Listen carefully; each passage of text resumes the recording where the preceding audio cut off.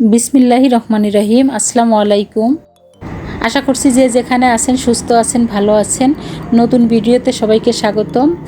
Chicken কাবাব আমরা সবাই খাই, এভাবে করে চিকেন কাবাব করলে অনেক টেস্টি হয়, একবার ট্রাই করে দেখেন। তো এখানে আমি চিকেন কাবাবের জন্য চিকেনগুলো কিমা করে নিয়েছি। এখানে দিয়ে দিলাম বুটের ডাল বাটা, ডালটা একদম পেস্ট না করলেও চলবে।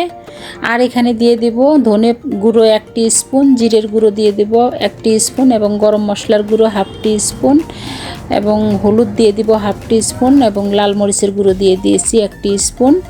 আর দিয়ে দিব স্বাদ মতো লবণ। এর সাথে দিয়ে দিব কাঁচামরিচ কুচি, পেঁয়াজ কুচি এবং আদা রসুন পেস্ট। আর দিয়ে দিব 1/2 কাপের মতো চালের গুঁড়ো দিয়ে ভালোভাবে মিক্সড করে নেব। চিকেনটা মাখানো হয়ে গেছে। এখন আমি হাতের তালুতে একটু ঘি মেখে নিয়ে, ঘি বা তেল যে কোনো কিছুই মাখতে পারেন, এভাবে করে তালুতে ঘুরিয়ে ঘুরিয়ে টিকিয়ার শেপ দিয়ে নেব। আপনারা যেভাবে শেপ দিতে চান সেভাবেই দিয়ে দিবেন, কোনো অসুবিধা নেই। এভাবে করে সবগুলো আমি রেডি করে নেব।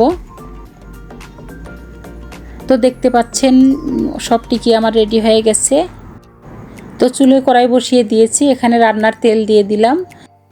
তেলটা হালকা গরম হয়ে গেছে। এখন সব টিকিয়াগুলো তেলে দিয়ে দেব এবং চুলোর ফ্লেমটা মিডিয়াম টু লো ফ্লেমে রাখবো, রেখে আস্তে আস্তে ভাজতে হবে এবং ভিতর থেকে যেন ফ্রাই হয়ে আসে। এভাবে করে ভালোভাবে উল্টে পাল্টে সুন্দরভাবে ফ্রাই করতে হবে।